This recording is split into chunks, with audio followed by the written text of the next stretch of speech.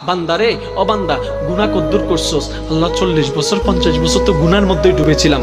বান্দা গুনাহ যে করছস এতটুকু বুঝতে পারছস? আল্লাহ বুঝতে পারছি। ভুল পথে যে চলছস এতটুকু বুঝতে পারছস?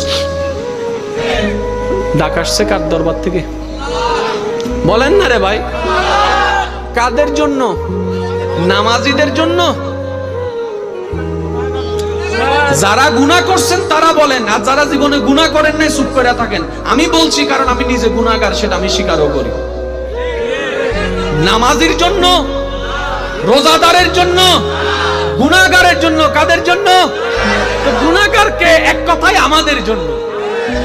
আল্লাহ বলছে বান্দা গুনাহ করছস, স্বীকার করস? স্বীকার করি। ভুল পথে যে চলছস স্বীকার করস? আল্লাহ করছি। বান্দা আমার সামনে যে হিসাব দিতে হবে এটা তুই মানস? আল্লাহ মানি, কিন্তু ভুল তো করে ফেলছি। হঠাৎ করে বান্দা মুস্কি হাসে বলে, আল্লাহ আমি 1000 গুনাহ করলো, মনে একটু সাহস আছে। কই কি?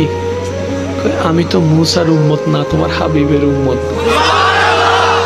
আমি হুজুর থেকে শুনে, পড়ালেখা আমি করি নাই, আমি হুজুর থেকে শুনছি তুমি নাকি মুসা নবীর একটা বেশ্যা উম্মতকে কুকুরকে পানি খাওয়ানোর কারণে মাফ করে দিছো। একটা কুকুরকে পানি খাওয়াইয়া যদি মুসা নবীর উম্মত মার পাই, যিনি কলিমুল্লাহ ছিল, আমি তো হাবিবুল্লাহর উম্মত, আমি তো তোমার নবিউল্লাহর উম্মত, আমি তো রাহমাতুল লিল আলামিনের উম্মত।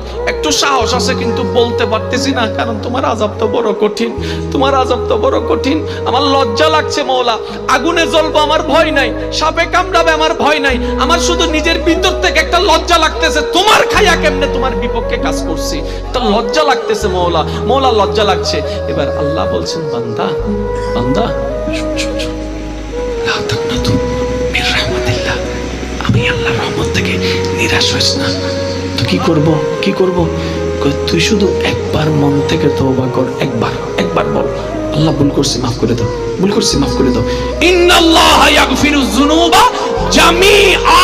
তুই মাফ চাইবি একবার, আমি রহমান মাফ করে দিব তোর সারা জীবনের গুনাহ। আমার নামেই রহমান।